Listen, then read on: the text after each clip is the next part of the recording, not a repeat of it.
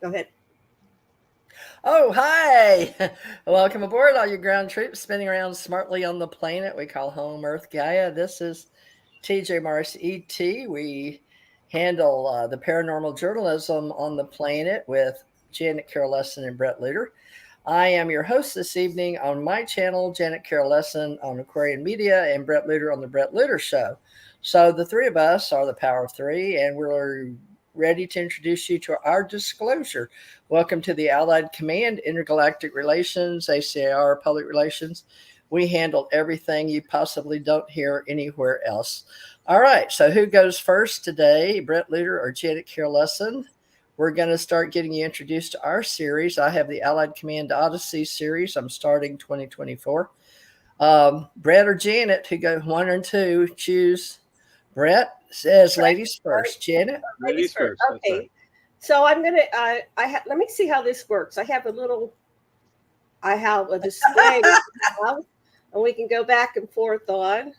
And I have pictures that TJ and I have been collecting for years.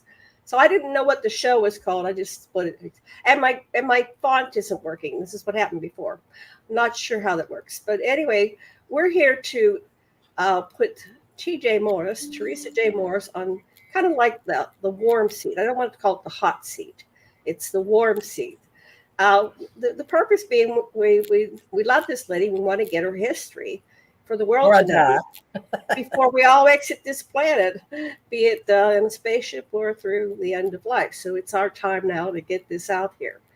Now, I would like to really hand it back to Bret for the first question, because Bret is such a wonderful interviewer. And I know Teresa's story, so I don't want to steer it too much. But I have these little pictures that if we get kind of stuck, we can look at it and ask Teresa questions. So, Bret, what do you want to know about Theresa J. Morris? What has she told you? What do you think our audience would be interested in knowing about them? TJ's going to be cringing because this. Remember, it's this is your life. Anyway, if you were born in the 50s, this is your life. Theresa J. Morris, this is your life. Go ahead, Bret. Bret, take it away. Okay, thank you, Janet.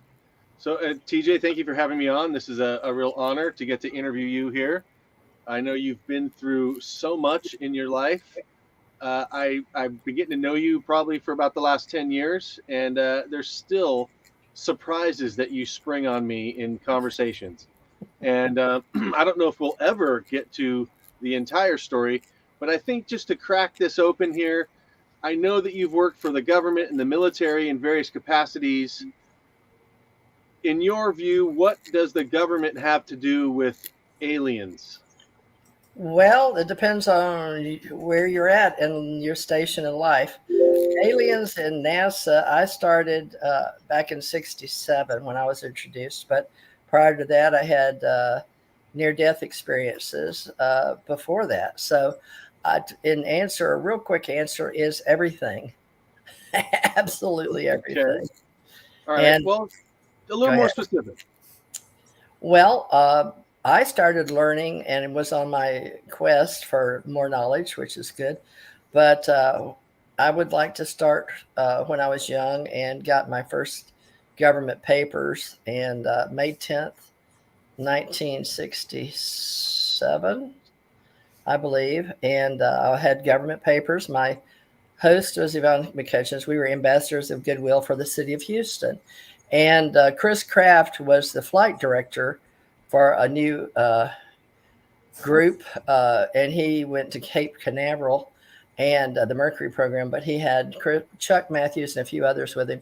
But they really weren't treated very nicely because I don't understand, because I was a young girl after that, 63 or so, when Kennedy said we were going to the moon. And I had seen the Russians have Sputnik go over as a child, wanting to tell my parents and everybody standing around me in the street that what was going on the planet. I'm going to find the Sputnik. Sputnik. There it is. There it is. And so October 4th, 57. So I was born 12/26/51. So that's when my journey started on this planet. But I already knew that I had, I guess you'd say, other beings above me, above my guides, spiritual guides, whatever you want to say. And I'd already gone and left and the planet, and I'd already had a visit with my other family, or the true family, or those above. And many people say they go to heaven when they die or have near death experiences. But as a child, I had gone and had a little visitation, which we had discussed in one of those before, so we can start there. 57.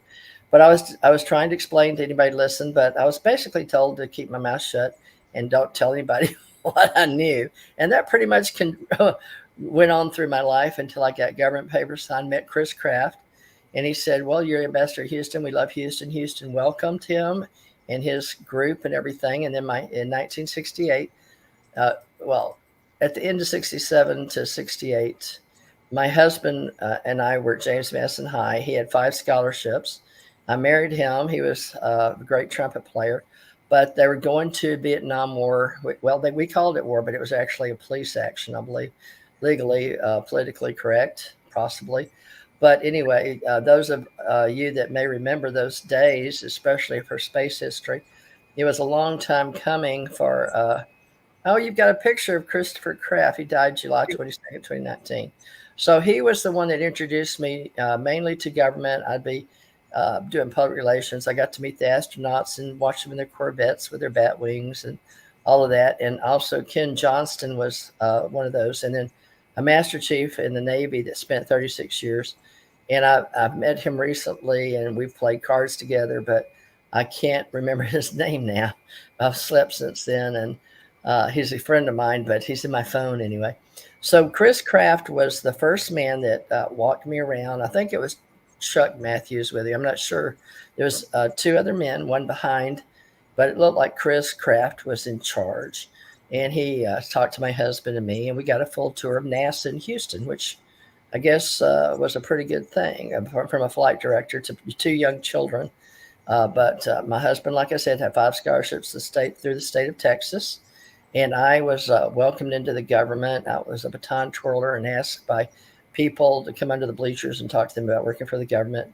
And so it was just accepted. That's what I was going to do. So I learned that we were going to space. And when Kennedy got shot, I was only in the 7th grade. I remember that day completely, but we didn't know how it was going to go. But we did get Apollo missions. And as far as I know, it says Theresa and Steve were at NASA. So it was Stephen Lee Parrish. He's deceased. He was my boyfriend then. And we moved forward, and I went on to know more. And I went on to go in, study law enforcement, criminal justice, some psychology, went into my own. Theresa, can I ask you, what did Steve do at NASA? And what did you do? He became an engineer, and he stayed with the government until he died. He was a contractor. He and his father, excuse me, I was like the Gabor sisters. I had several husbands. I outlived them, but not that that's interesting, but I miss them all. Can't pick which one was the best. Steve was an engineer like his father at Grumman. And so his father was already working there. So that's possibly how we got the in that his father was really recruiting his son to stay. We said they went down to MEPS butt naked back in the day. And he said literally butt naked in order, with all the people. And we were saying our high school seniors were coming back in body bags. So even though I'm in government and the way that we run this United States and, our part in the government, I don't know everything. I only know my part. But my part was basically public relations work with Chris Kraft. And he liked me because I was ambassador of goodwill. And he met me through Houston, the hostess with the mostess. And I met many other people, Sonny and Sharon, and a lot of other great people. But since he brought me through and he thought I was pretty and I could help do marketing, public relations. So I got to come and go. I got a complete tour. I guess he gave me a clearance in 1967. So the rest is history, and you can read about it. I haven't even gone there to look at the NASA history, but there's orators that do NASA. Can do a much better job than I can because I was so young. And since then, I became an investigator and then joined the government and met Janet. I grew the Ascension Center at Psychic Network in Hawaii. That's where Janet comes in. And we go into Allied Command Psychor, working together, Stargate, Portal. Jen and I worked on things, and it gets to be very complicated real quick. But we're here today to connect the dots with Bret and Janet and make the patterns make sense. So I'll stop there. Very good. Thank you. Janet? Okay, Theresa. Now, I want to talk about your White Sands encounter. Let me see if I can pull that back. So you were at White Sands. Let me go back. Because this was a very important episode of your life. There we go. Here's White Sands. Now, that wasn't what your craft looked like, or was it? When okay, tell us a story. What got you? How did you get to White Sands? My car. Go on tour. Route 66. Yes. So what happened? Mobile. You had like a psychic. You were told, or maybe they called you to them. How do you describe it in your own words? Okay. Stand by. Let me mute for a minute because I've got to yell at my sister to come close my door. The dog opened the door. Not my dog. My dog's sitting right here. Stand by.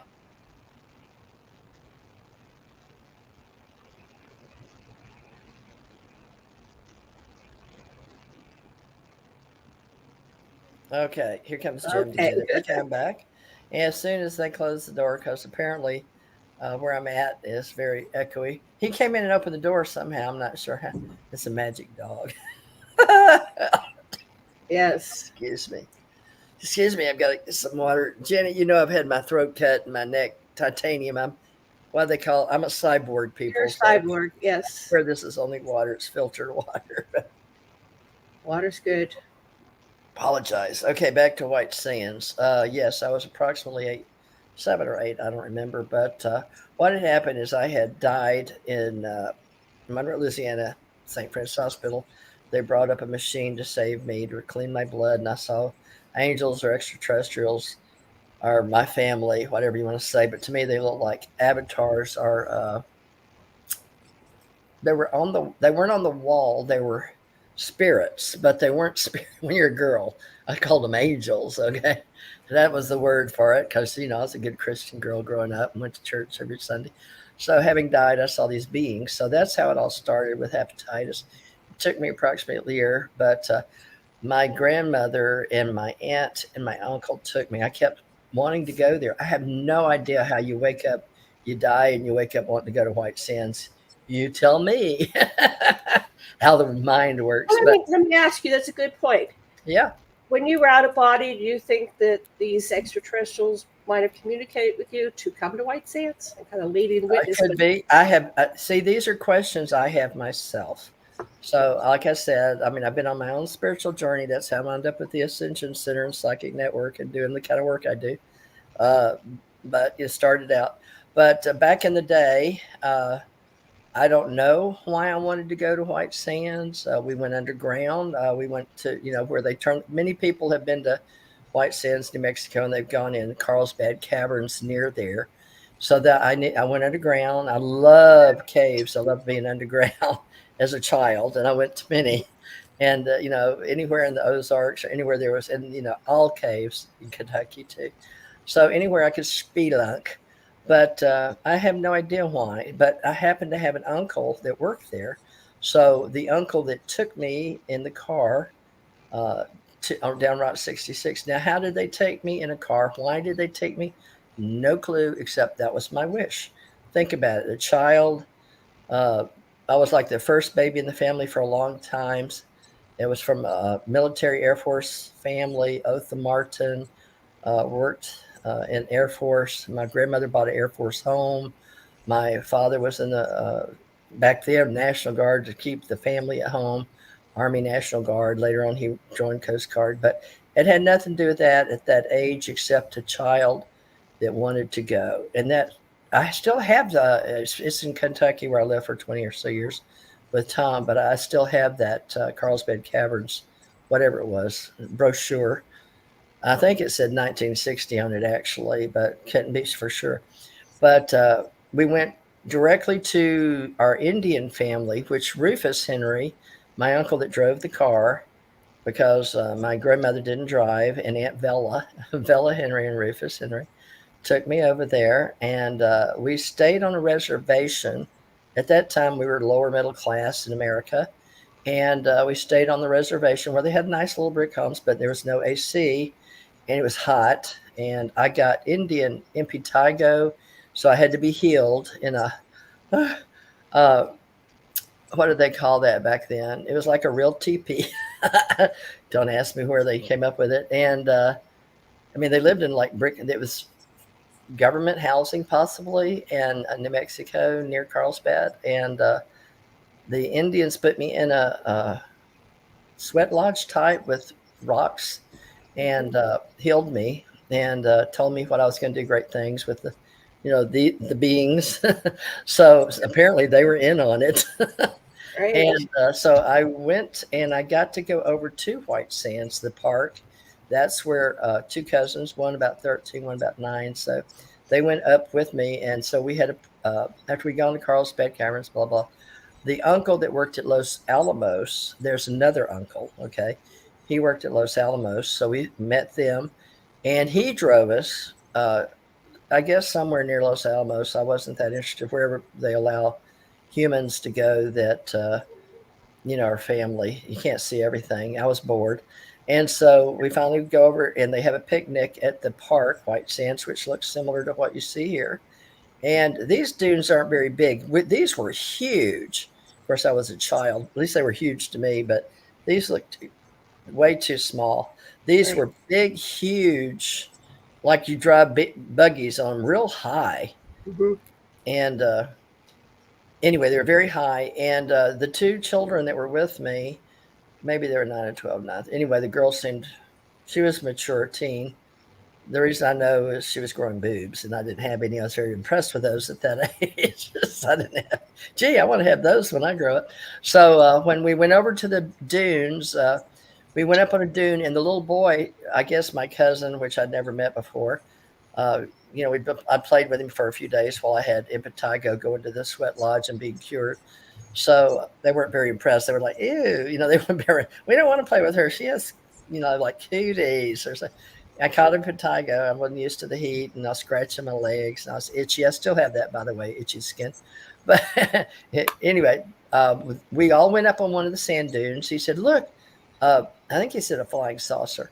Well, by the time we turned around, it was behind us, and we looked at him, and we turned around, looked up, and it came flying over, and they laid down. They just laid down and went to sleep. Now, I don't have any answers. I just know my experience, folks. I'm a contactee experiencer, okay, and a near-death and dying ascension master, meaning I've died and come back and died and come back and still in this life.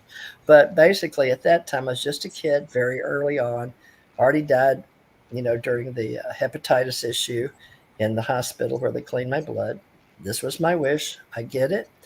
I go down the sand dune because they put them to sleep. I'm sorry, something just came on my screen. Yeah. And I was trying to see if I could comments, and I don't know how it works. I'll just let it down. well, I can't help you. You got the con today. All right. And so I went down and over the other side in that machine, similar to what you see there, came and sat down, and a door slid up, sort of like you saw. Was it where the words, where the silver thing comes out the door? Figure that. The earth stood still. Yeah, but yeah, something like that. The day the earth stood still, maybe, I don't know. But one of those didn't come out. So there was a man standing saying like this. I couldn't hear him because I was up on the sand dune. And the kid, I said, come on, let's go see. But you're a kid, you're excited. Oh, let's go see. And they were asleep. I was like, come on. They wouldn't wake up. So I was like, odd time to take a nap, but I'm a kid. So I'm like, dun, dun, dun, dun, dun, dun. So I go down and walk on, and they don't move this time. Before, when I had been up, they left my body when I was a child, and I went up in the spacecraft. This time it stayed in the sand dune, behind the sand dune. The relatives at the picnic had no idea. Nothing. I mean, they were totally in another world. They were down there talking, I'm sure. Because when you come back after this happens, they're all sitting out there. But I went on, and to me, of course, it's always bigger. There's some kind of interdimensional thing that happens. I swear, every time I've been on one of these things, they're just absolutely amazing to me. But anyway, I went on. There were other children, I guess one might say, there, and they were educating. And I don't remember a star map, but I know that I saw something, and somehow they talked to me, and I knew them, but it was, telepathically. And then I got off, and I ran back and was trying to go back up, and they sped off. And then my cousins woke up, and we went down, and the relatives were all over these tall sand dunes. My grandmother, my aunt, uncle. I noticed the people the man that my uncle that worked at Los Alamos, him and his wife stayed down at the picnic table. No, she stayed home with the kids. He drove us. I don't know why she didn't come. Excuse me, but he was there and he didn't come up. So I think he was putting everything up in the car, loading the car. But anyway, my grandmother found me and asked me what happened. It was just like the first time when I was in the field, and I go up and she just says, "Keep it to yourself." And she says, "What happened?" I said, "I went up and we were trying to say, and the kid was going, 'We saw a flying saucer. Can't wait to tell my dad because he works on them.'" So he runs back to tell him, and his dad got furious. Oh my God, it was terrible. And we got in the car, and the little boy, because it was me and Uncle Rufus, and it was Uncle Rufus. I think he had Bella set up front. She did. It was Uncle Rufus on the right, Sisty in the middle, and me on the left, squunched because Sisty was pretty heavy, and the little boy and the girl in the back. Somehow we squunched between, my uncle and my grandmother, and they sat there. But the little boy at 9, but Dad, he was driving. He had already started packed. He packed up furious and blah blah blah because we were we were late. It was starting to get sundown dark or whatever you call that at night, and he didn't want to be late getting back home for dinner or whatever. But because we came for lunch, and then all that happened, we'd already gone by Los Alamos, I guess wherever he worked. It was a long day, and so he wanted to get home. He was tired. So when the little boy kept on, he kept leaning forward. Back then, there was like 2 seats or something. They would flip forward and back, and he was in between trying to talk to his dad. And I think he popped him, to be honest with you, and told him to shut up and don't lose his job if he talked about that. And so I was trying to tell my grandmother. She never hit me or anything, but she told me, "Don't talk about it." Are you done? It started. Oh. Okay. So my sister. So that's what happened there, and every chapter needs to probably be that Alice, the book that we'll talk about. So anyway, that's my experience. It's short and sweet, but it was one of the points in my life. We can do linear because I'm pretty good at circular. This Bret knows. Okay, next. Hey, Brett, your question. Where do you want to Okay. go? Okay, thank you.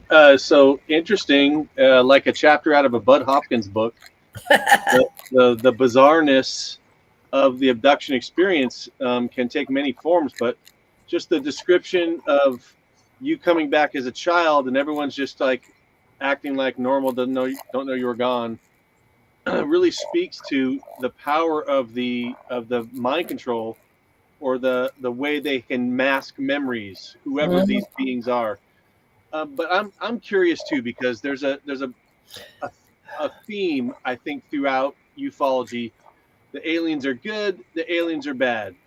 Do you feel like these are your friends, whoever it is and I'm sure we'll get to who it is you're dealing with, but do you feel like they're your friends, or are you being used in some way? Are you being bred or for some purpose maybe, or are you participating in some kind of a project that's for the greater good of humankind? I had a very open mind as a child. I'd been on television, as you well know, 3.5, James A. No, KNOE. I was around television doing dancing and all that. And then, at school, I got chosen to go off with a gentleman that took us to be on Channel 10, El Dorado, Arkansas. So I had a very different childhood anyway. So at this time, I was not making those type of rational decisions. I was a child. I was having a good time. I'd already, I tried to tell people when I came into this life that those beings were coming and that this is part, blah, blah. I mean, you want to listen to me about Sputnik? I can tell you all about it. I remember at that age trying to explain how these things came and went. Nobody wanted to listen. My parents, nobody. Keep it to yourself. I tried to tell my grandmother, my aunt and uncle, keep it to yourself. It's like you're dreaming, or they just thought I had a vivid imagination. Okay. So it didn't work for me. So there, it was like, okay, well, my world, I didn't even think this world, that world. There was no separation in my mind. It was who I was. These people were my family. I accepted that. I was a ET, extraterrestrial, hybrid, whatever today's terminologies, all of the above, death, dying, avatar, ascension master, all that. So I was already all of that. So I had a lot of memories coming back historically, but the good and the bad and the ugly you're asking about, there's always, just like humanoids. They were humanoids to me. Now, whether they were something else when they left, I have no idea. I have all these questions myself, but as far as I could see, when I was a child, I was part of their family. I wanted to stay with them. I didn't want to stay on Earth. They wouldn't take me. I was abandoned here. So when I went back, I was like, oh boy, and I went down there gracefully, learned something, because this happens to me while I was in Gulf Breeze as an adult. And then only in the last 2 years did I have the same experience again. They brought me on board. One guy had a third eye this time. There was a nurse in the back. It's on my YouTube channels, little cuts and blurbs, my little stories I've put there. Janet would say, well, write it down or put it on this. So I was doing videos at the time. So I'd just do little videos. I would not market or promote them or tell people to go see them. And it was like my books. I call them Easter eggs. So in a way, I felt like I was doing sort of public relations work, maybe a part of my family. I knew there was various levels of life. I accepted that.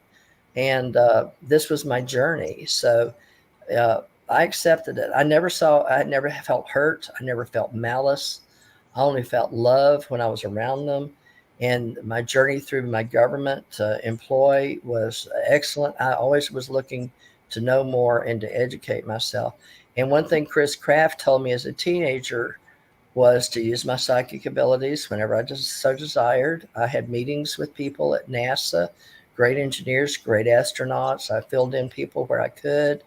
I did everything. I met so many people, brilliant people. And the only reason was I had told Chris Kraft, and some part of him believed me, but we still kept it on the low. So it was very ACIR, and my company was called ACR on through, and I worked Allied Command Intergalactic Relations, and it was a public relations effort. And it was really to help all this transpire, but only in the time that the whole world could reach a critical mass and accept disclosure, or what they call a disclosure in these days and times, So what else you got there, Bret? Okay. I guess it's Follow up. Just quick follow up. Yeah. So do you still, at this stage, TJ, do you still feel like they're benevolent? Of course. Okay. I have no separation, zero. Remember, I was very open-minded. I didn't know about wars. I didn't know about the rich and famous, although I did meet a lot of those people. But to me, everything was for education.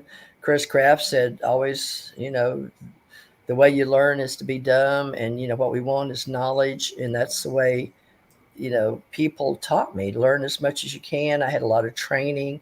I cross-trained Army, Navy, Air Force, Marine, Coast Guards, NASA, other intelligence, in and out country contract work. And I did a lot of Psychor work, and it led me on to bigger and better things as an adult. I did my part. I got out. I'm retired. Now I'm just with you guys. And finally, they gave me permission at their level after, going through my husband and us writing those books to entertain on UFO Digest. And Dirk Vanderplug said, why don't they ever visit me? I said, I don't know, Dirk. He said, do you know this gentleman I knew in not Atlantis. Where did I know him from? Oh, Andromeda. I knew Janet. Who was that guy? Do you remember Dirk Vanderplug? It was very frustrating, Bret. what was his name, Jen? He was a husband in a past life. I One of said, your husbands? oh, no, this one, he does, maybe Bret knows. Bret, you know, the gentleman that brought Andromedans forward first? Alex Collier? Exactly. See? Okay, Bret, you're an excellent researcher, and I know that you're a ufologist, at least by research. How did you know Alex Collier? I've talked I don't know him at all, except for another life. Well, yeah, I know him, you know.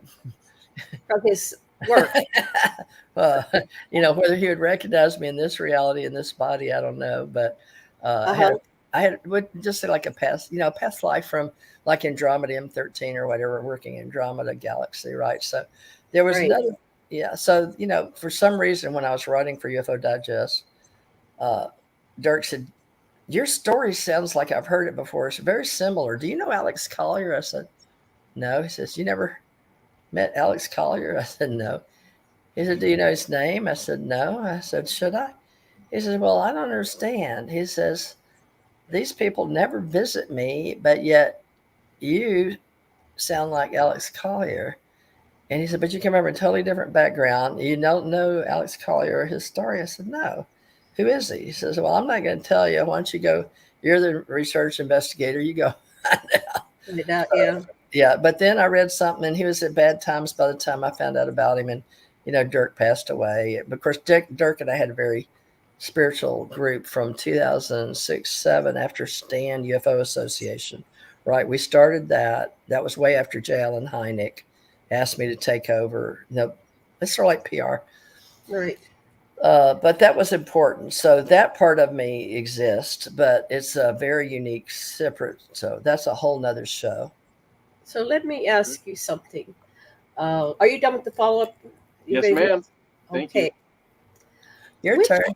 Which extraterrestrials did you work with?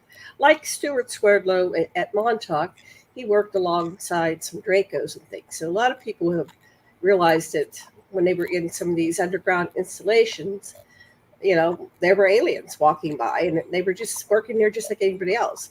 And then you've described to me how you were on spacecraft and there were aliens. Lots of people have this story. To me, they're not aliens. We're the aliens, you know, but we're visiting this planet. They're not of Earth origin. Everybody I worked with said we're just visiting this planet. That was understood. Oh, we're all equal. So which ones did you work with? I accepted human English business language for the purpose of communication, because where I work in another, like phase spacer, right? You know, multi-dimensions, interdimensions, cultures, worlds, universes, you know, all of that.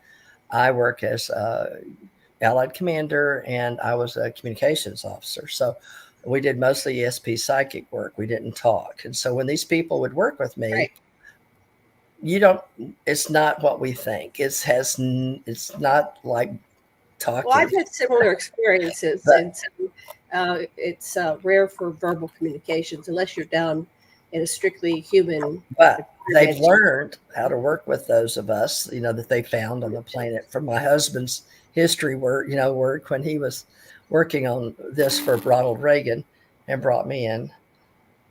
I don't know why you're talking to me, Bret Lueder, on Facebook, but okay. My hands are right here. Okay. Well, it just said Facebook said Bret Lueder's talking to me and added 2 photos.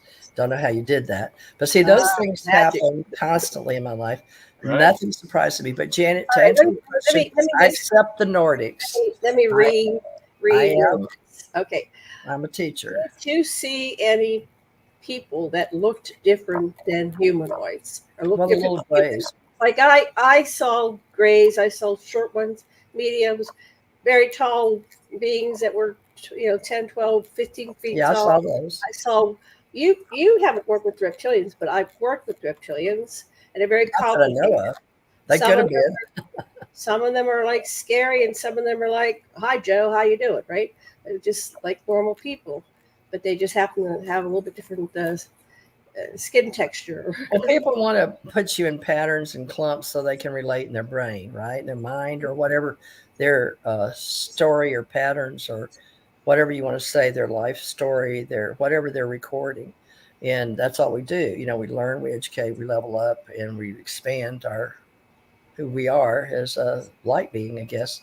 But yeah, I've seen people, light beings, gold beings. I've seen some growing up with Star Trek. Those. Uh, when I entered one phase, let's say one mission, okay, one project with, my husband for the president of the United States, not Jimmy Carter, but President Reagan. Yeah. Uh, when we went on that mission, I was brought in from Hawaii and taken across through New Mexico to meet some Indians again. They always have some upscale level on our spiritual or ET level. And they were talking to me about the different kachinas, and I couldn't memorize all of those because those were on playing it. It's too much, too much TMI. And so I went on to Dolores Cannon and met her and see what she was doing, blah, blah, blah. But, all I had to do was be with a person and I could grok it, right, what she was doing. And they just had an event. So they wanted me to do like I was like, we're already doing that in Hawaii and Dr. Laura Sturgis. And, I'm teaching next door and I've already done holodynamics and, we've already done the Tony Robbins thing and paid the 5K. And, we already did all that. So, but, Dolores Cannon was super nice. She kept saying, but I can, take you on, X amount of, but my husband. I mean, she take you what? Work with me. Put me on. Yeah, she wanted to tell me. I said, "No, I'm your equal." So I said, "We're not an equal if you do regression. It just helps you focus." Right, but at that time, she was very sweet. I loved her. I understood her. I got her, and it was a beautiful relationship. But same thing, with other people, McCarty, in Kentucky, and the loved one, the story. So different women I would be with, I didn't have to be with them very long on my path. Janet, you're one of the few ones that just sticks to me like glue. Mm-hmm. But I think you're like me, and you're a storyteller, and you help with the Akashic field, and you're a light worker, truth seeker, and we're keepers of the flame. And there's many of us. We're historians. And so, I worked on my journalism and, being a first law enforcement, doing investigations. So the part that you were interested in was when I started writing the book, and you knew me from UFO Digest 2007. You and I got back together that year, remember? We initially met in 93 in person on Oahu. I was coming there, you were leaving. You went to the mainland on your mission. I went to my Hawaii mission, met my husband. Right. So we have a coming and going. Years and years of doing what we've been doing. But Bret, and to answer your question, yes. In many ways, I have a very huge family. I feel guided. I do on many levels. That's why I'm a psychic medium and a oracle and ascension master. There's very few things I claim, and I didn't feel comfortable with those. But I did start the original psychic network. Very humble, trained over 1,500 psychics, and it was a beautiful life in Hawaii. I was also a corporate CEO and met many people. Became a millionaire on paper, and it's amazing. I offered $5 million within a few months for a company I started. I had brilliant things happen to me, but it wasn't my path. The government said, like in Men in Black, I put that in the YouTube too, that I had to go do something, and that was meet my husband and work on this UFO stuff. President of the United States was calling. Who can turn that down? Plus, I'd already met him, and that's a whole nother journey, right, Janet? We're working on that. That's another thread. Track. Okay. Your turn, Bret. My turn. Okay. There's so many different ways, and so I'm going to ask you a question about politics, in terms of, are aliens involved in the politics on Earth? I am. You are. We are. We are they. I'm going to keep telling you, Bret. Everybody keeps splitting hairs, and we're trying to reform everything we're doing on the planet, and we're trying to get it right this time, but everybody has to participate. We're still voting. We have a human free will, off planet, on planet. As far as I'm concerned, death and dying should prove to you have one soul. You may have a spirit that goes up and joins your oversoul, but your story's still going. We still, and I can guarantee you that the stories, your story is still recording. Your data, your monitor, whatever you want to call it, your being behind you, the one that's out of body, your higher guides, everything connects. When you're dead, you're like, oh, I'm not in my body. Oh, but that story goes on, and you go somewhere else. So all our loved ones are still there somewhere. And I believe that you follow the trend or the track that you're meant to follow in your soul and your eternal soul's progression. That's why I teach universal life and all the levels of universe and ascension. So, well, so okay, so you've got the Ukraine war going on. You've got intrigue with Russia and China. China's threatening Taiwan. You got all this political stuff going on. We got the I southern don't. border. I'm not the Right. you. Okay, right. So, but should we not pay attention to that as individuals, or is You that? tell me. We are they, and they observe. And what I've gotten, they've observed all the things we do, but they are various levels. Like I said, whether you're death and dying, near death experiencers, the beings that I worked with come and go. They can be various ages. Some of them pick the country they go to, the language you're going to speak, even the religion, like maybe even close to Star Trek, where you could go if you want to worship, that's fine. I mean, everything is open. We don't separate by color, creed. There are male and female still, like flowers and bees and whatever, trees, and you have to propagate and all that. But on on space, I've seen male and female of every race and some sort of in between. But we don't separate all that. But Bret, you seem to keep coming back down to the planet, the area that the beings, they want to do things. But universally, what I've learned in the United States of America, if you study the art of war or whatever, we've always done that. From what I can see, these come from Lyran wars, those before the Anunnaki, those before the beings that I worked with, universal, above the Andromeda galaxy, Milky Way galaxy. And at the time, I was assigned, because those two worlds are planets or galaxies. Actually, galaxies were going to collide over time. Okay, and so that was the first gist I got at the above Milky Way and Andromeda galaxy. Above that quadrant, that's where I worked, and that's where my mind goes as a commander or allied commander or communications officer. So I've always worked at that level. So when you step down to this reality in this human form, it's what we make it, all those on the planet. Now, I do know that we have a critical mass. We follow that. And all those that come and go in their genealogy and in their spiritual gathering or their spiritual places or their heredity ancestor, just like the LDS church teaches. There's, queens, wherever you go on to another place in space, they drop you off. Boom. I've seen them drop off, come and pick this piece up and take it over here. And these beings take them over there at the highest level. There are big ships. They come and go, various sizes, but this has all been hearsay. It's all been folk life. That's why I have the Ace Folk Life, because it's all myths and legends, everything we have on the planet. But those that you talk about, like you get down to those, there's always been wars. That's how they run the planet. I don't have anything to say about it. The people that I worked with above, they've always observed, and they were beings that we didn't agree with. They don't even believe in killing a human or a dog or anything. They will not, the beings I worked with. Now, they put some that were questionable back on the planet to carry out, that they just could not, that their level of soul progression, they just were, in this reality would say ornery. After living in Kentucky 20 years, couldn't get it right. So they put, one thing that really shocked me on the planet in Oklahoma were the dogs they had in behind, they were like in prison, human prison. And they looked up they were very different looking dog. And they were in those very different purplish black. And one of them came up to the fence and looked at me with very big eyes, a human inside that animal. Right. That's when I started questioning. And so we're talking about transmigration of souls from one form to another.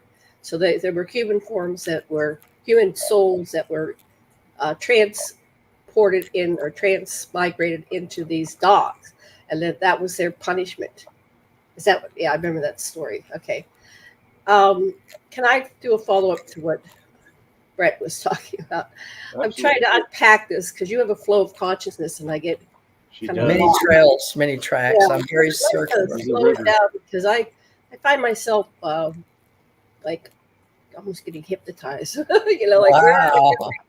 Right, because that's the way you talk. You keep going. And then you have 20 questions. It's like, wait, that was right there. Well, I got a lot of information. Yeah. Believe it or not, being a psychic and being off planet, face Right. spacing, and So let me I'm go only back to down what, here, see, and now I because have to stay here longer. is this a simulation? Is this just Okay. a war game? And we're down here because this is very real. You know, people Okay. say, you know, it's all game, but this is very Okay. real to people that are human and they're focused on life and Game of death life. struggle. And, you know, doesn't seem fair, doesn't seem right, seems evil, seems good, light, dark. So that's the reality level I'm talking about. And some of the stories are, you know, there's the pyramid and who's at the top of the pyramid. They all seeing eye. It's not really the presidents and kings and queens. They're kind of like a level down. Who's the one at the top calling the shots in this game? And there are people in the know that. And I know that you've worked on that level. I But only got up to Omniverse, and they never let me go right, Alpha so Omega. you're still above the matrix, looking at it from a different perspective. Rather, That's most because I've people died go a through few their times. life engrossed in the matrix, and they don't really go beyond that until they die, and then they're kind of like a shocker. I So, gathered that from being told not to talk about anything.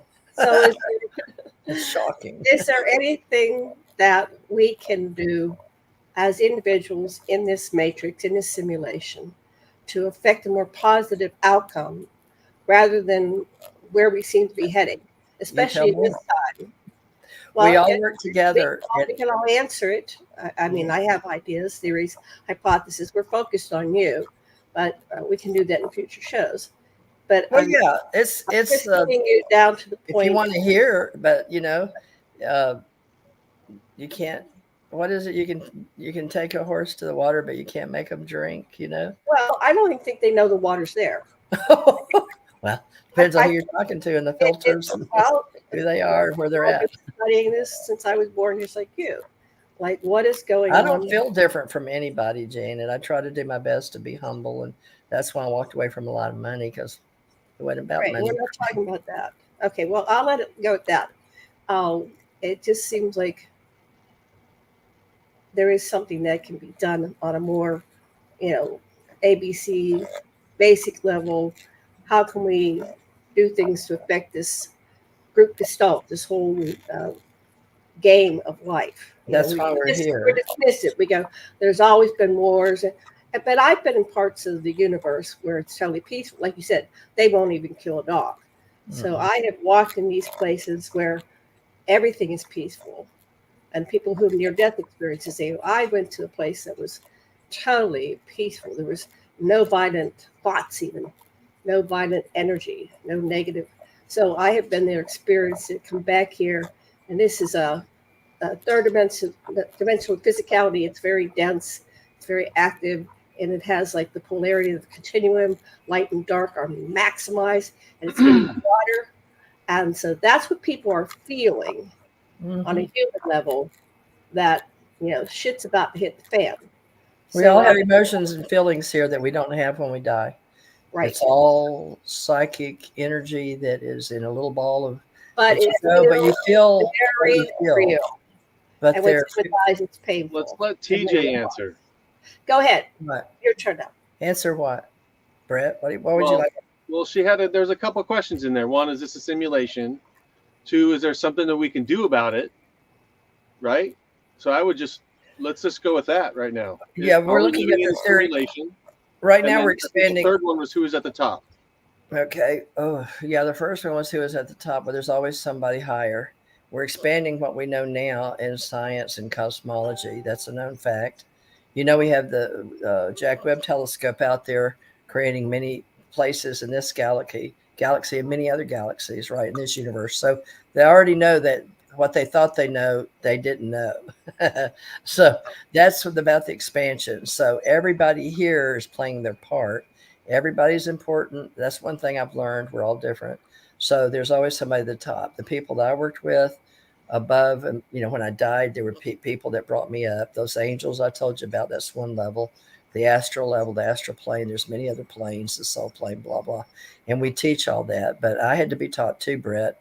You know, I had to learn how to speak human English and go through metaphysics and the things that helped me.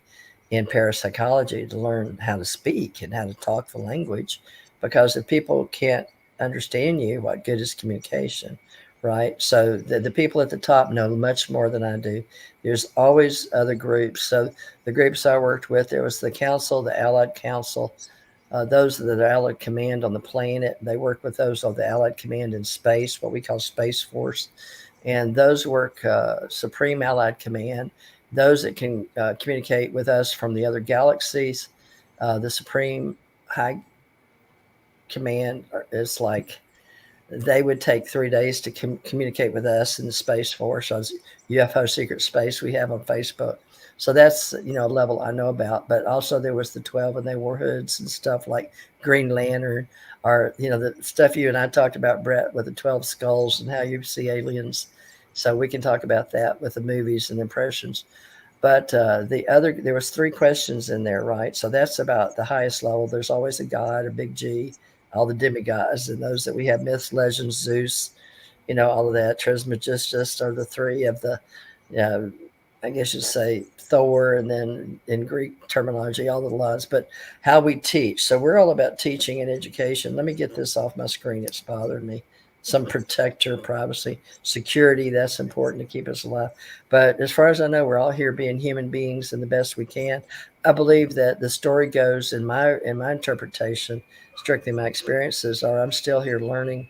I'm not big on feelings and emotions. I'm learning them. Always have. My mother, said I wasn't, she loved to watch me entertain people and, be on television. And I thought that was okay. And growing up, that was part of me. But what was the other 2 parts besides those above? Because well, is this a simulation? And if so, how can we affect this as individuals? Okay, on the theory of everything and all that is, and that beyond the what we call the Big Bang Theory, and now that we know there's many other levels of existence, some we're at the circular end where we have like all the knots. Whether you want to call when we entangle, if you look at complete space, you have to take in the fact that maybe all of this is more than, and if it is more than, then where are these other beings coming from? Are they interdimensionals? Most of the beings in the extraterrestrial business are aliens, contactees, and experiencers, or those studying alienology and ufology, all are going to the fact that they believe that it's interdimensional travel. Now, interstellar is one level, galactic level is another, universal, which I work in, is universal life, and that's another level of intelligence. And those that work above and beyond universal. So I've done universe. Janet knows that I put this in books. Universe, multiverse, metaverse, which Meta came along, and now from what I understand is social media and Facebook. Mark Zuckerberg took over Meta, but that's a whole nother metaverse fighting for AI. So that's the level. Then above that, there was multiverse, metaverse. Then after the one they're creating in this singularity, or in this virtual reality, if you want to call it that, is the new AI. And that has taken over everything that we have, and that is called the Xenoverse, the unknown.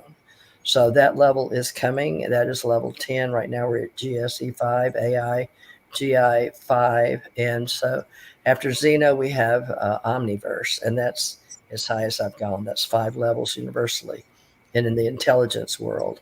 So we're doing intelligence reform right now. I have a company that I'm trying to create with you too, for disclosure and handling intelligence reform. But working with all this intelligence there's so many tracks coming in, and I'm working, I guess you could say day and night, night and day. But at the same time, we're here, we're human, and we have to perform in human level. Otherwise, we don't get anything. And that's the gravity of coming here, is learning gravity, space, and time is part of our journey here. So there's a spiritual level, not just scientific.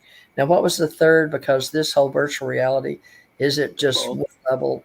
You tell me, because when we die, all we have is our level streaming or live streaming data into a circle or a light being. Here back in the day, in the 70s and 80s, we separated everything. We were visiting here. We had light workers and truth seekers. I helped build that myself back. We had the way in the 60s, 70s, 80s, 90s, 2000s. And Dolores Cannon passed away somewhere maybe 26. I don't know, Janet. Was it 2016, 2019? Yeah, I have But to look. there's so many levels of understanding. But Brett, I don't think science is at a level to even understand yet what they have a hold of yet. Because we're not even leaving the planet, so we have to get away from our add to the space, and that's was part of what I thought I was here for. By meeting the presidents and working with NASA and Chris Kraft, bringing me in public relations.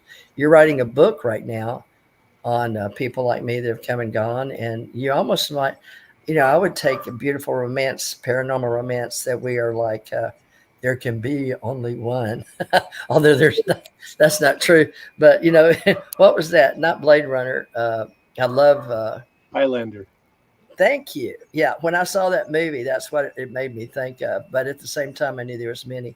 Now, people would like to know what people I've worked with. Well, out of Gulf Breeze, Florida, Janet may remember a cruise came over.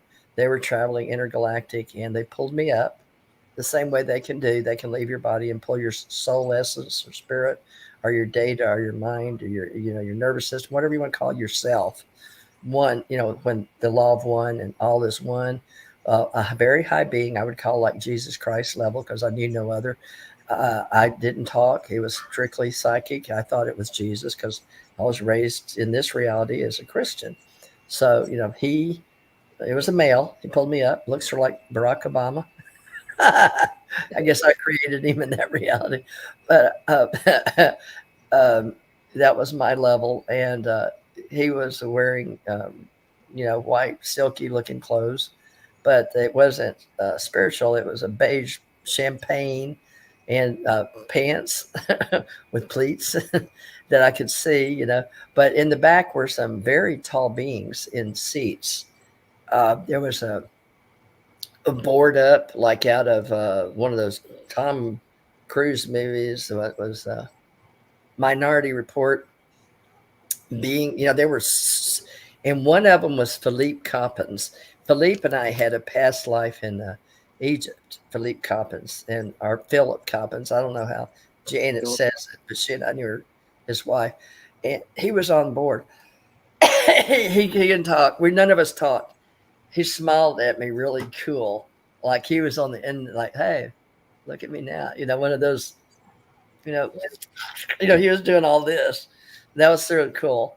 And I talked to this being, and I look back, and that woman, the tall, and Janet knows because she and I have had a past life war where I took care of her husband and her in 2 locations, one in Egypt, she'd tell you about in her story. And the other one she may or may not remember was on a planet similar, and it was like a similar to Hawaii. It was a big white, big, beautiful home, but they were signs, whatever. And these beings took over the town and marched through it. And they look like Chinese. And Janet, you remember I told you their heads came up to the 2nd story of the building. Do you remember that story at all? Yeah. Yeah. So there were these beings. Some of those were traveling through space when this, the ship came over. They beamed me up, Scotty. And, I just thought, I'm with Jesus, because you get that feeling, that empirical, spiritual high life, Yeah. high being. And Jesus Christ, ascension master, one of the big ascended masters, because he just smiled. He knew who I was thinking. Now, he may or may not have been him. He might be one of many. I got that he was one of many, but he knew the way. He knew. Right. And so he had these big, and I was like, they told me, I said, what's going on? Why am I here? They dropped me up and Bret, you would get a kick out of this. My body went up and literally went up and over and dropped down into a chair. I am not kidding. Like we're sitting here. So you tell me, is this virtual reality? Are we in a synthetic? At that time, your body would be going, oh shit, I'm in another completely different reality. I came in and sat down. And then it's knowing. It's knowing. It's not talking. It's knowing. But the body smiles and knows, but you can talk psychically. But I look back at one of these women, and she did not like me being there. And they were traveling from somewhere else in space near this planet and picked me up in Gulf Breeze, Florida, picked me up. And then I said, well, what do you want me to do? I'm there. And I looked, went, that's Philippe. Hey, like we had, he's like, I know, yeah, I know. And that's cool. This is really happening. I'm like, really happening? He said, this is really happening. And I looked over. So he gave me the affirmation that, I wasn't nuts. And then I asked the guy that was in charge, I looked back at all these beings and I got the feeling I was interrupting their travel. And they're like, why do we have to pick her up? Well, she's the only representative for this group on the planet Earth. So I got to go up, talk to Jesus Christ in my own reality. And she didn't like me. And I got the feeling that they didn't like us. Excuse me. I'm have allergies. Excuse me. I'm allergic to everything on this planet. Seriously.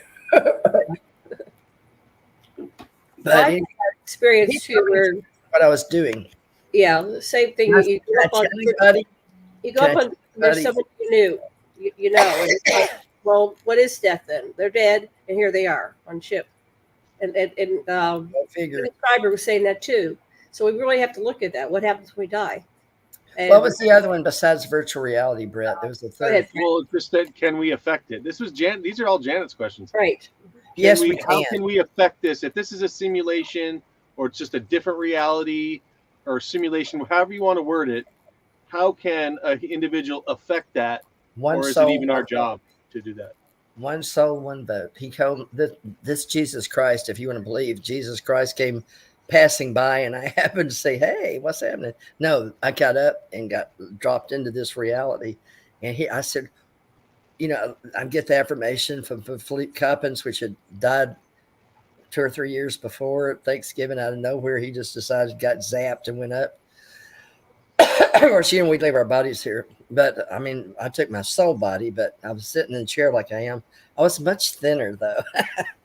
What can I say? Gravity, pulse. Right. But anyway, I was serious and I was like, it was, the whole place was, the light came out of the walls of the ship. Right. There wasn't like hanging lights it's like behind me. It's like everything's luminescent. And I said, well, I looked at him and he smiled and he let me know he existed. I was like, oh my God, that's real. There really is a Jesus Christ. There really is you represent that. And he never admitted or denied. He just smiled and you just knew that you were in the presence of this ascended master being, and he just said, keep doing what you're doing. Right.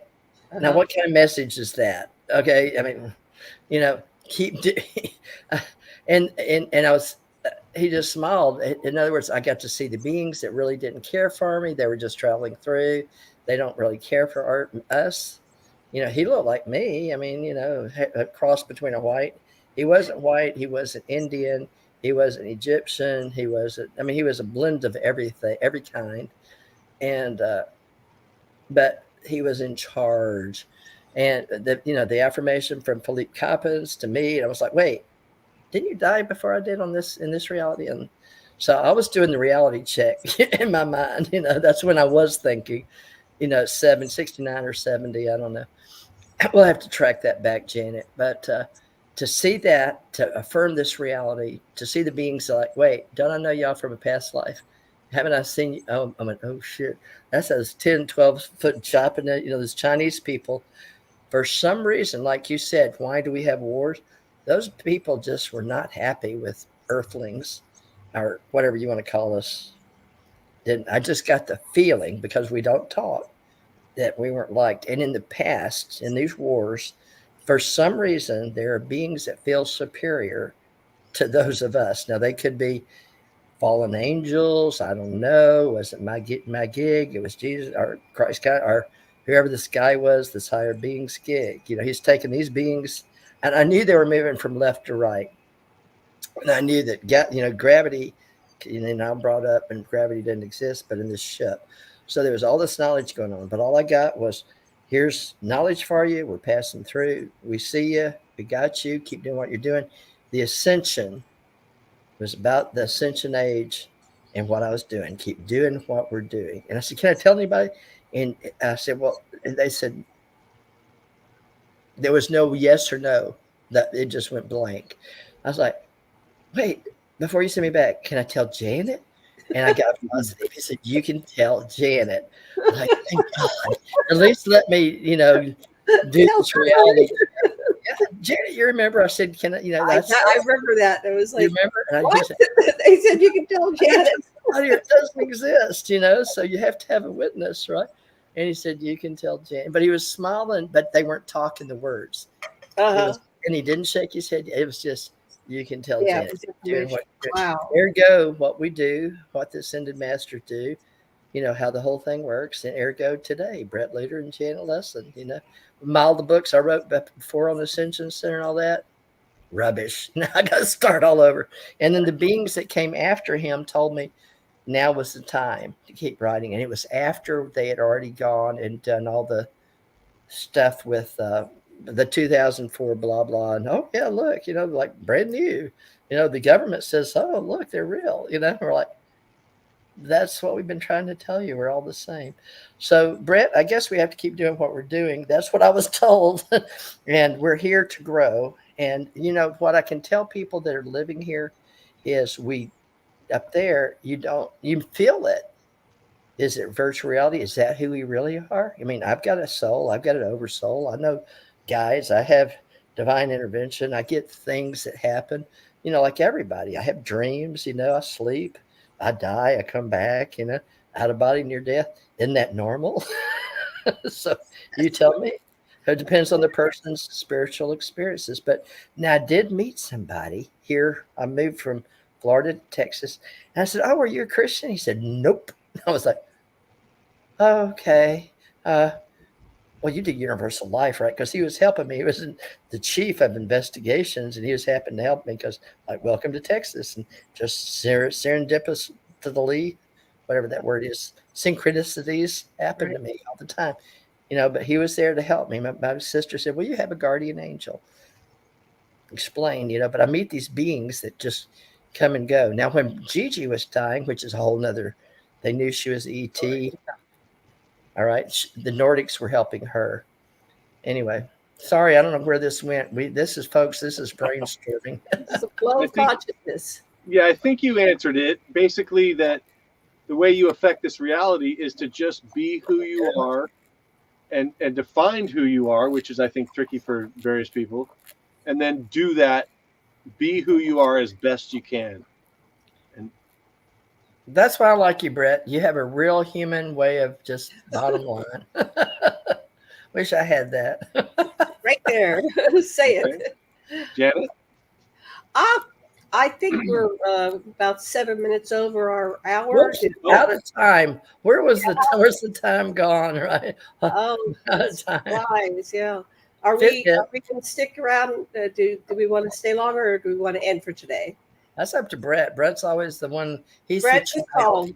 He's the young. I'm the earthly one, I guess, right? So you're the whippersnapper. I'll take that as a compliment. Yes, you should. I think Janet, you should ask one closing question. Okay. Wow. Let me think where I want to go with this. What am I going to be when I grow up? I ask that all the time, folks. No,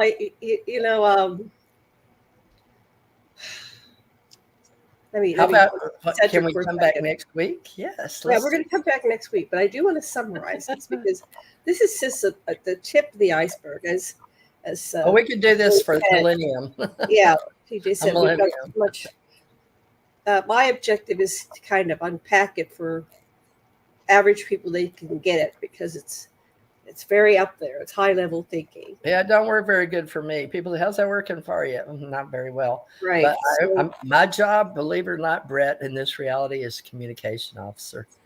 And believe me, that sucks. And my job is an interpreter. So I interpret what Theresa says. And sometimes I go, what? I mean, and Bret gets to write it all up. I get 98% of it. There's sometimes I go, whoa. And then, but I totally get where you're coming from because I have similar experiences. But when it gets to my turn of being interviewed, I simplify differently. I say things differently. And Bret too. Well, Bret has. We're all stuck on this planet. This is I think I'm actually safe because with the two of you going ahead of me, we're never going to get through each of your stories. So I'm pretty safe. Well, I think we should do a round robin because everybody's important. Everybody's story is important. Yeah. We're all on the spiritual path. Every one of Well, us. so last question, Janet. Come on. It's a word Just salad. do a basic one. Lost in a word salad.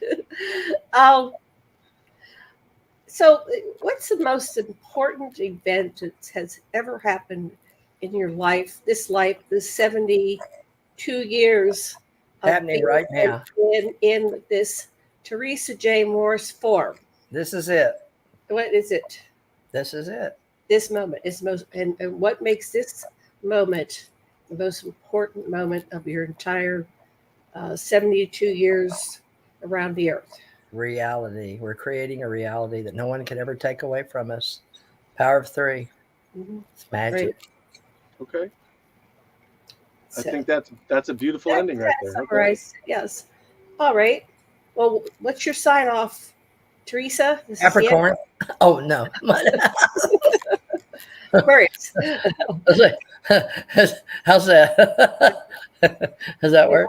Okay, when are we going to talk about what I want to talk about, like J. Allen Hynek, and all those people? That was in my slideshow. We didn't get there. Yeah. We can do that next week. All right. Well, let's do a blending. And you guys, we can come back more than once Wednesday, but Bret's finishing books. He takes journalism and authoring very seriously. We have the Authors Club organization, if anybody's interested. And I'm working on ACIR, Allied Command and Galactic Relations. I'm also working on American Communications, Internet Reform. So that's something that doesn't belong to me. It belongs to the Earth. And it's an organization that hasn't got started yet. So that's why you haven't heard about it. So everything I do, you probably haven't heard about. It's all probably new, but it's us and we and what we're doing. So we're making it better.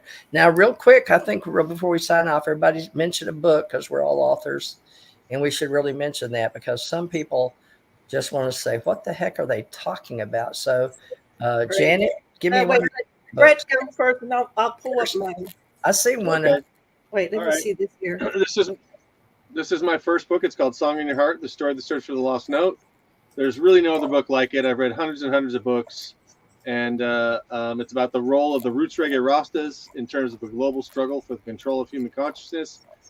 Basically, what was Bob Marley doing? He wasn't just smoking all the weed and shagging all the women. He was actually on a spiritual mission to change consciousness on Earth. Part of what maybe Theresa was talking about called Ascension, right? And then my current book that I'm working on is called Agents of Ascension UFO PR. And it's about how public relations has influenced the UFO narrative and which all revolves around. And one of the reasons why we're talking to Theresa right now is because of Ascension and how public relations has affected Ascension. That should be out in a few months. Thank you. I'm really looking forward to reading it. Bret has a wonderful way of communicating that I wish I had. And I don't know why he's so good at it and I'm not. So we all have gifts. I didn't have the slide. I've written a number of books with my co-author, Dr. Sasha Alex Lessin, on the Anunnaki. I'm writing a series of books I call Dragon at the End of Time. And I'm taking each decade, and I like to unpack things and slow it down and connect it with the extraterrestrial presence on the earth. And I am the witness with my other travelers, like the Hero's Journey, Bret and Theresa and the other people I've met. And what did we do when we countered the situation? The collision of the realities. We have the collective reality that is kind of... they keep us down in this reality. No, you have to conform. You have to think this way. You have to, ETs aren't real. All this stuff isn't real. But then we have this alternative reality that we're raising consciousness and co-creating, like through all our conferences and workshops and talking about it. So what is the real reality? It's all the above. Everybody keeps getting information and up-leveling. So that's why I like these shows. We can talk about things that most people can't begin to wrap their head. So what's your latest book? Well, I stopped because of I had a number of people death and dying, but I had what was I was on just the last one that's physically just give us the title of the book. Dragon at the End of Time series, and I focused on the 60s. I like that title. Dragon, because I met the dragon at the end of time. So when we get to my story, I'll talk about how I met the dragon. And dragons are real, just like Dracos. And I mean, if you think about it in terms of what is a dinosaur, right? I have these little geckos that crawl on my walls, and they come down on my house, and they try to drink my. These are more like camellias, and they try to drink my tea. Right, and I have to put a lid in my cup, or they'll fall in. I was drank my tea one day. He's like, "Ooh, one was in there." So, but that's how the universe is. It's like we have things that are small and to planet size. And so I met a dragon. The dragon was able to fit into the earth, and it's kind of like Ender's Game. So, Do so blue chickens come from dinosaurs? I heard that. I heard the birds stories are related. Nope. So in this one, I'm in the 60s, and I got stuck. I was reliving the 60s, and when you get to a period, you're reliving it. So I got stuck with the assassination of Kennedy. I just got stuck. I went. I mean, I went through the. A lot of people do for some reason. It's so traumatic, and so I had to take a break. And then I got into my personal life, with things just started accelerating in a bad way at that point, which I had suppressed, forgotten, so I could have a happy little life as a child, right?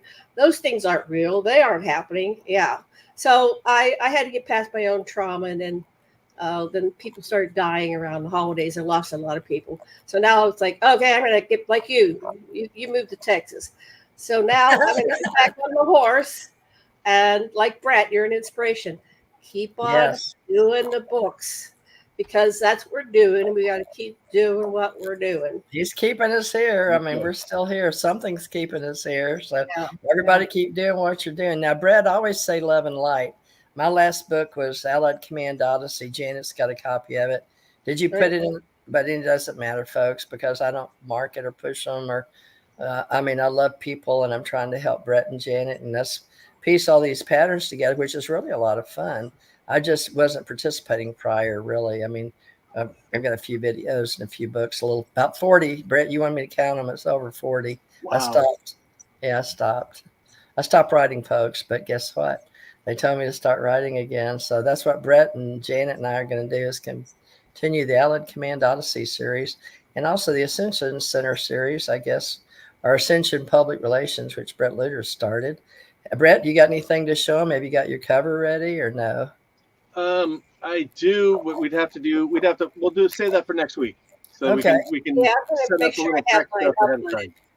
All right. Well, I know that I know that these shows, even though Bret keeps saying, well, it's your show, but I think because we started with radio, we've got 12 years experience between TJ Mars ET Radio and Janet Aquarian Radio, and we're going into TJ Mars Media and Aquarian Media and Bret Lueder Media, I guess, or Lueder Media. But Bret, real quick, tell us the name of your publishing company, because you actually have a box of Bowker numbers as a publisher.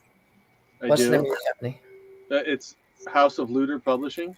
There you go. So House of Lueder. He has and he's building real quick. Your YouTube is Bret Lueder Show or Bret Lueder Esoteric Guide channel, and that's right now. It's just the home of the Bret Lueder Show. Okay. Well, open for other stuff. Folks, so I hope to get to be the interviewer, not on the hot seat. But the reason that Bret and Jan are in my life, I think, is I'm very careful who's in my inner circle, and they're the only two that I know of right now, besides my sister and her husband. I've closed up my circle except for those that are working in intelligence reform, and everybody has a vote. So around the world, we're changing faster than people can keep up. So there is hope. Never lose faith, hope, charity, and the greatest is love. So I do support Christ consciousness, whether you're a believer or not. Universal life intelligence. If you're not, just know that there's always beings out there. And love and light will always prevail in the dark, and we're going to prove that. And Stargate, Portal Stargate was a conference Janet had, and we got books for that. Bret Lueder is following up with the stories of all those that have come before him, and probably in the Ascended Master Public Relations series, or Ascension Masters, and whatever. But I guess we'll all find out with Bret. All right, Bret. I keep thinking it's your show, but all right, we've done Bret, we've done Janet. This is Janet. Janet is graciously paying and sponsoring this show through Aquarian Media. Although we will get copies. Bret Lueder will get a copy, and I will get a copy. And we are co-copywriting, I guess you could say, as a group. And we'll work together sharing. next week. And Janet may do another show during the week with other people. I've seen her on some other shows we can push. So I guess that's it. That's Okay. it. All right. Thank you, ladies. Blessing, everybody. See you next week. Sorry. Aloha. I'm going to end Aloha. the stream. Aloha. Bye-bye.